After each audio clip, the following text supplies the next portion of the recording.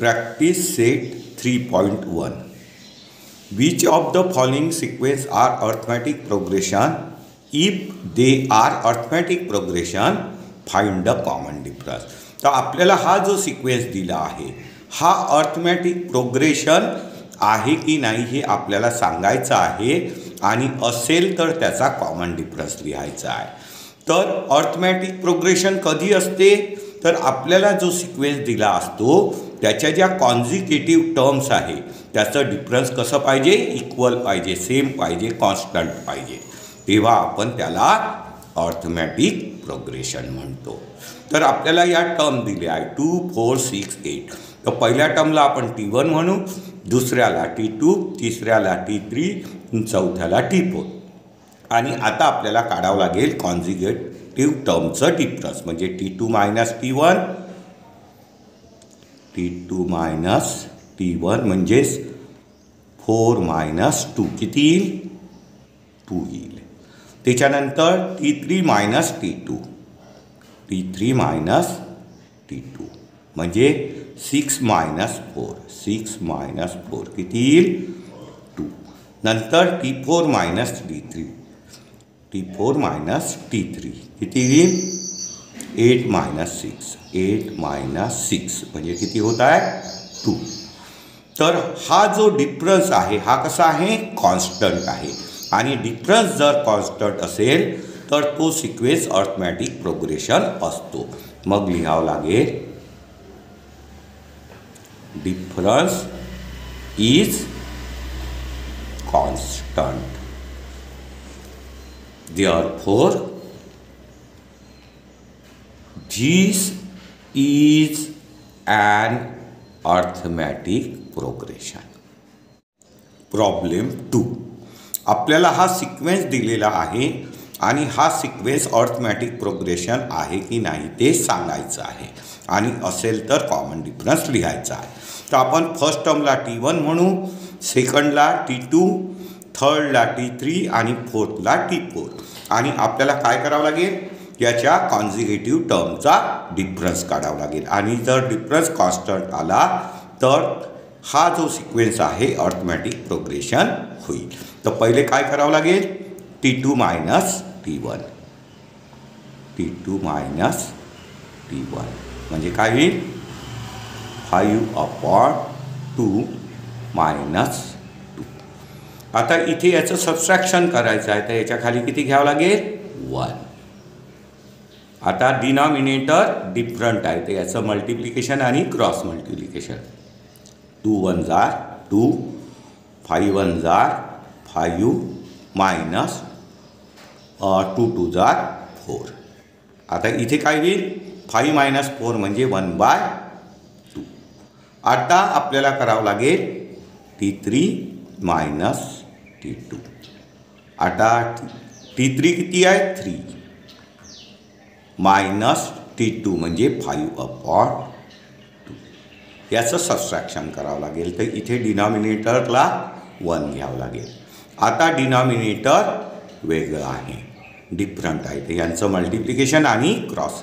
2 1 जार 2, 2 3 जार 6 आणि मायनस इथे cross multiplication 5 1 जार 5 तर 6 मायनस 5 1/2. त्याच्यानंतर T4 मायनस T3, 7/T4 किती आहे, 7/2 मायनस 3. आता याचं सबस्ट्रॅक्शन करायचं आहे तर याच्या खाली डिनॉमिनेटर 1 घ्यावं लागेल. डिनॉमिनेटर डिफरंट आहे तर मल्टिप्लिकेशन आणि क्रॉस मल्टिप्लिकेशन. 2 1 जार 2, 7 1 जार 7 मायनस 3 2 जार 6, 1/2. 7 मायनस 6 1. तर आता बघा याचं जे कॉन्झिक्युटिव्ह टर्मचं जे डिफरन्स आहे ते कसं आहे, हाफ हाफ हाफ म्हणजे कॉन्स्टंट आहे. तर डिफरन्स कॉन्स्टंट आहे म्हणजे this is an arithmetic progression. Difference is constant,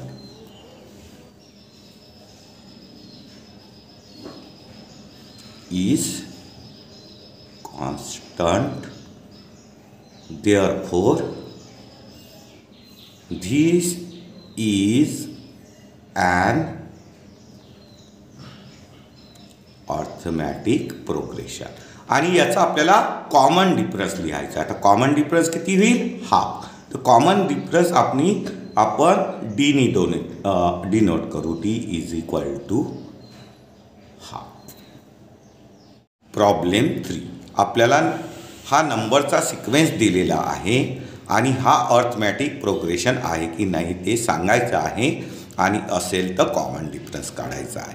आपण फर्स्ट टर्मला T1 म्हणू, सेकंड टर्मला T2, थर्ड टर्मला T3 आणि फोर्थ टर्मला T4. आणि आता आपल्याला काय करावं लागेल? कॉन्झिगेटिव्ह टर्मचं डिफरन्स काढावं लागेल. आणि कॉन्झिगेटिव्ह टर्मचं डिफरन्स जर सेम असेल तर हा सिक्वेन्स अर्थमॅटिक प्रोग्रेशन राहील. म्हणजे T2 मायनस T1 कॉन्झिगेटिव्ह टर्मचं डिफरन्स म्हणजे -6 मायनस -10 म्हणजे होईल -6 मायनस मायनस प्लस 10. आता 10 मायनस 6 किती होईल? 4. त्याच्यानंतर T3 मायनस T2. T3 म्हणजे -2 मायनस -6. आता काय होईल? -2 मायनस मायनस प्लस 6. तर 6 मायनस 2 किती होईल? 4. त्याच्यानंतर T4 मायनस T3. 2 मायनस -2.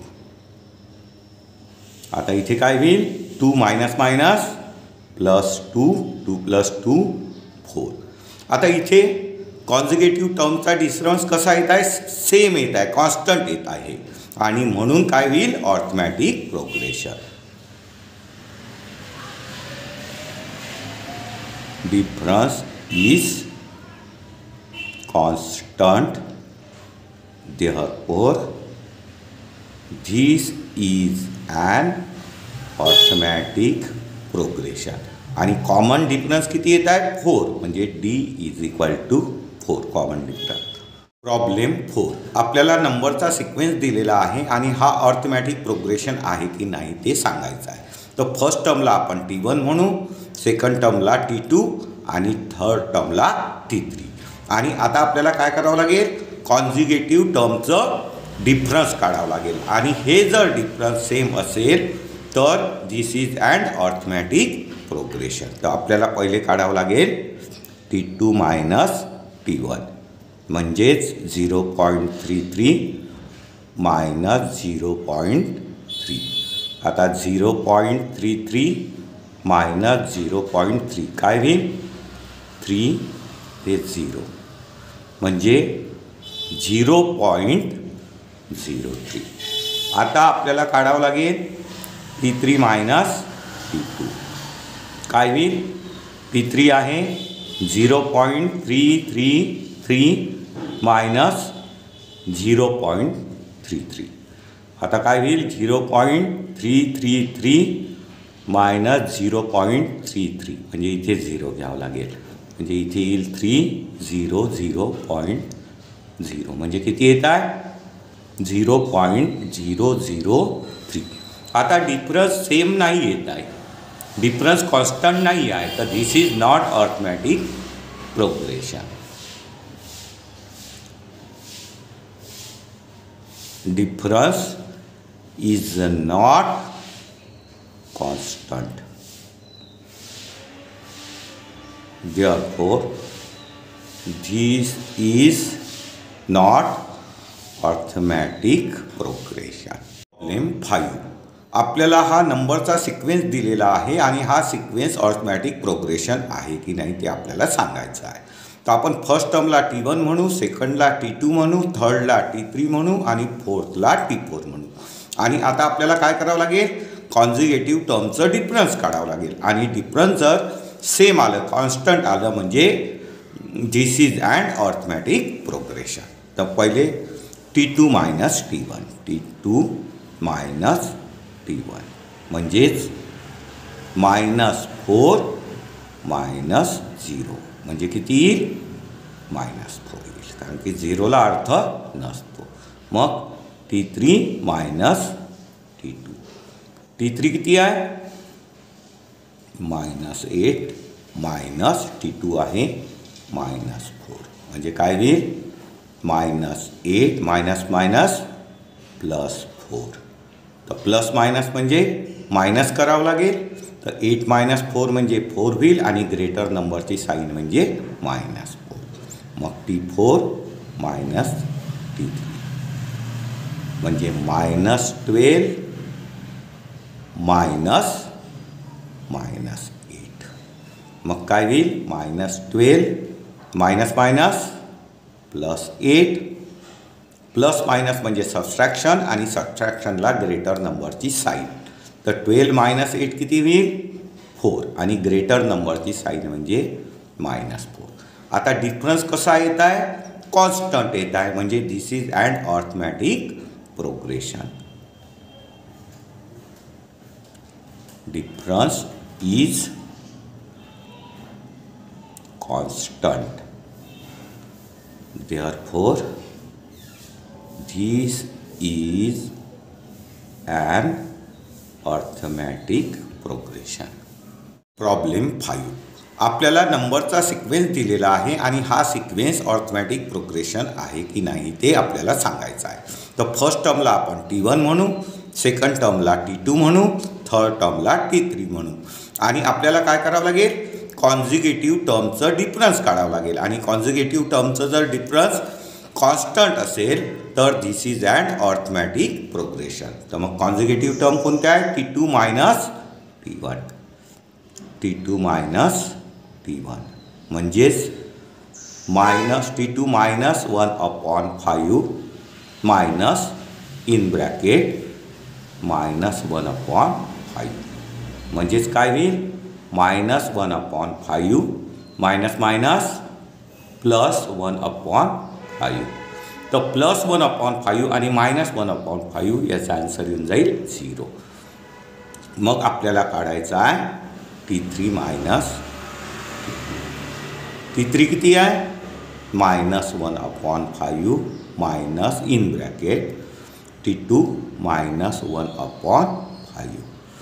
आता इथे बघा -1/5 मायनस मायनस +1/5 आणि +1/5 आणि -1/5 किती होऊन जाईल? 0.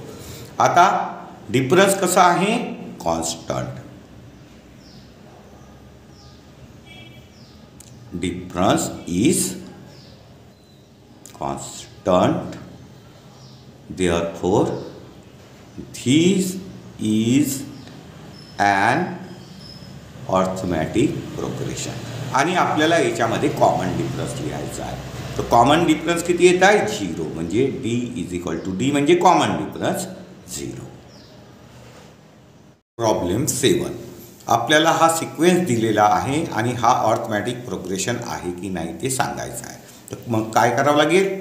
फर्स्ट टर्मला T1, सेकंड टर्मला T2, थर्ड टर्मला T3 आणि फोर्थ टर्मला T4 म्हणावं लागेल.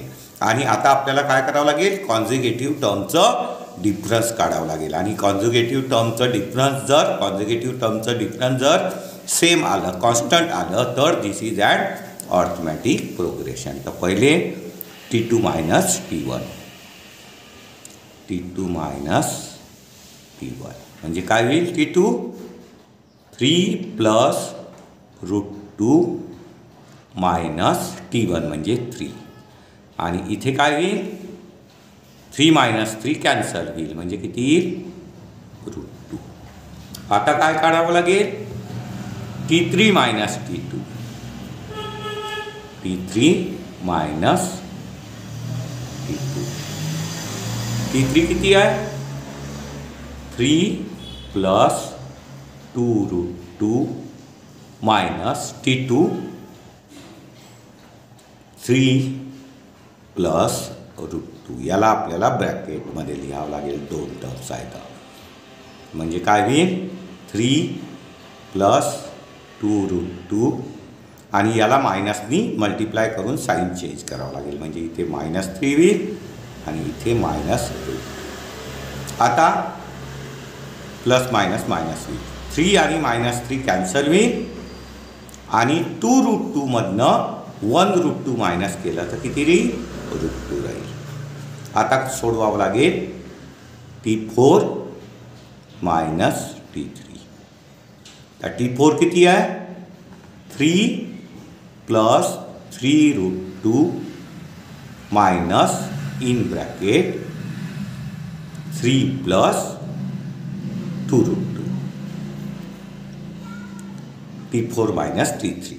आता काय करावं लागेल, मायनसनी मल्टिप्लाय करून साईन चेंज करावं लागेल.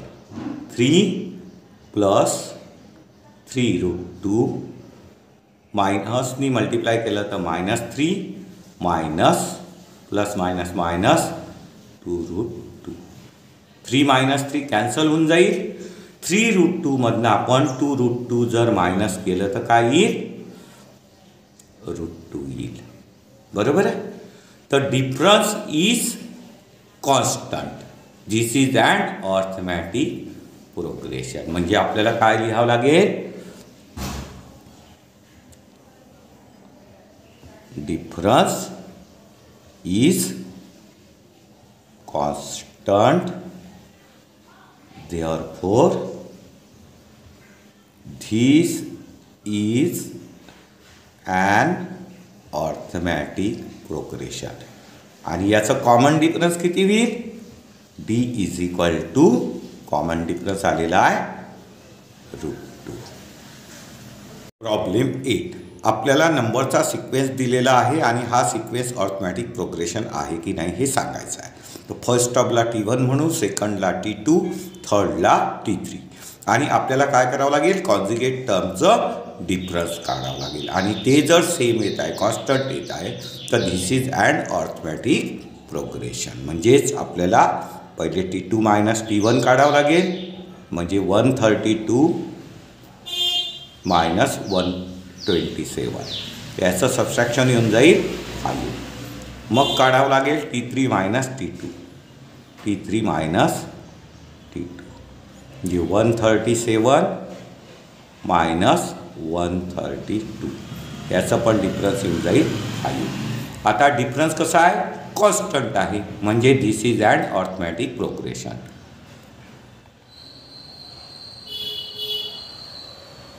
Difference is constant, therefore this is an arithmetic progression. आणि कॉमन डिफरन्स किती येत आहे, 5. म्हणजे D is equal to 5. Common difference 5.